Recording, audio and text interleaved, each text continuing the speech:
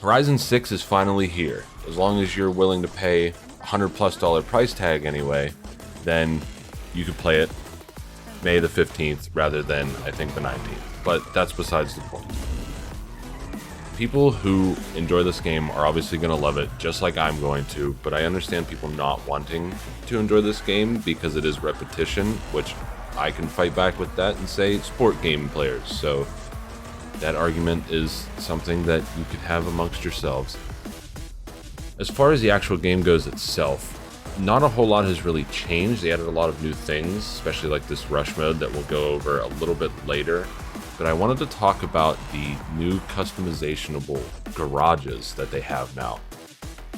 Unfortunately, you can't actually invite anybody in to your garage yet. At least I don't think so. I remember seeing it grayed out at one point and didn't actually go to get any sort of footage of that. But I haven't experimented too much with this because I've just been so enthralled with exploring Japan, seeing all the sights, finding cars along the road that you can buy with their new aftermarket buying system where you can find a car that's just parked alongside the road. They're marked on the map when you get close enough to them. And some of them come stock at a discounted price. Other ones actually come with parts put in at also a discounted price. So been kind of like stuck up with that. There's a lot of different things it seems like you can do with this garage system though. So many different props and even vehicles that aren't the actual cars in the game, which I think is kind of weird. But I did see a tab there for community prefabs. I didn't look into that to see if people have already posted things like that. But tons of different styles, friggin' dinosaurs. I mean, come on. I got sidetracked by that a little bit. I don't know why a Brachiosaurus is too tall to fit in your garage, because realistically, how the hell are you supposed to actually do anything with that? But besides the case. Back to the rush mode. When I saw this in my first video during the Xbox Series showcase, it looked a little lackluster, if I'm going to be honest. I didn't think I was actually going to enjoy it the way that I did, although I did give it a shot, because I didn't expect them to release absolutely everything about it, which they obviously didn't. In the showcase, they basically just show a Lamborghini doing some tight turns, small jumps, a couple moving shipping crates. That was really it.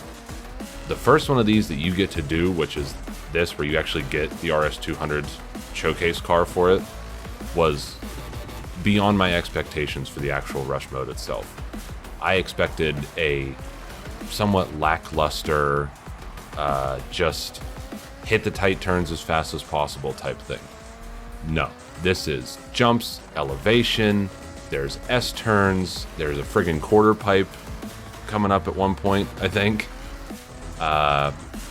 Parking style garage, like ramps towards the end of it that we'll see.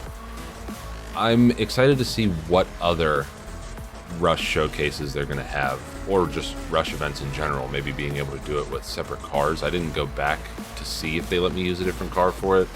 I don't see why not. They are actually surprisingly rough for someone who plays on keyboard and mouse, which that would probably get me flamed if I had any sort of real platform. So it was a little bit iffy actually trying to beat the 4-minute timer, but made it there, got it done. Anything else I can really think of while this race finishes? I guess more what I've been doing, maybe, if anybody really cares. I know I did the Resident Evil 1 stream just for a little bit to kind of open up that avenue of doing game playthroughs, whether they be old or new. I don't really care. I want to do the Resident Evil series because I got all the games on sale, so it seems like a really good thing. If you make it this far into the video and want to check that out, definitely keep an eye on my Twitch. All the VODs are uploaded to YouTube. They'll be in their own playlist. Other than that, this was probably the biggest thing of the early game so far, which is the last thing I did before actually continuing the story was the Gundam showcase. This was so cool. I enjoyed it a lot. We're going to do another set of kind of talking about one of the other new additions to the game during some of the downtime of this race, and then we'll finish with the race just like with that last rush one. But while the Gundam was really cool, I found myself not being able to focus on the race very much. Just watching this thing jump around and fly across the road above me, shooting flames out the back like that with its thruster packs. It would be cool to see that they would have done an actual Gundam crossover, but the game just came out, so. And this was the other thing that we were going to talk about during the downtime of this, was the treasure cars, which are an exploration-only find, almost like barn finds, but they're not marked. You have to find them based off of a picture. I really like this system because it adds to the barn finds, which there are still barn finds in the game. It was there in the puzzle. But you don't have to wait for the cars to be completely remodeled and refurbished before you drive them. You go up, find them, activate it, little cutscene plays. They basically talk about the car a little bit. Sage, she says that hopefully it hasn't ruined the paintwork. Clean it up, and then you get the choice to either stash it straight in your garage, or you can drive it from the get-go. I really like this system.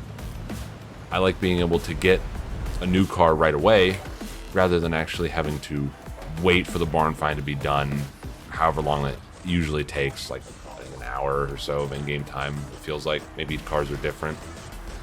And then finishing the Gundam race was still fantastic. It just kept ramping up and up and up and up after that. I mean, sliding under a bridge, jumping over a friggin' mountain. I think at the end of this tunnel, there's a bullet train that comes in at one point too. So much fun. Fantastic showcase. I'm excited to see what different showcases they have, because if they're all up to this kind of standard with just big and in your face, I'm gonna love every second of it. One thing I did not care for in this whole showcase, though, was the way that you actually end up winning. It's not that you so much win the race, the Gundam breaks down. Not a big fan of that. I would have liked to actually win the race like you did in the other ones with like the hovercraft, the monster trucks, the trains, where you actually had to win against. It's the best way I can put it, really. I don't know, it felt kind of cheap. But I think the best part about it is you're racing a Gundam, and then the car they give you is an Acura, which, funny little play on words for anime fans out there would probably understand that one. But at the end of the day, the game, Jesus, I'm not cutting that out, fuck it, looks fantastic. There's scenery for everyone, no matter where you go. Seaside, across bridges, looking over the city itself. No matter where you go in this game, there's always a sight to see. I think that's probably my favorite part about this so far. Even though it seems like video game graphics sometimes come to a halt, I still find myself being completely amazed with what developers are able to do when it comes to games like this.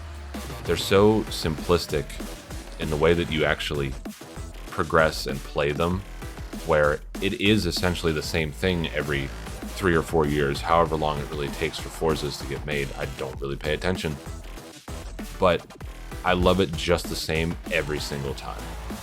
And I have a feeling that this game's going to be no different.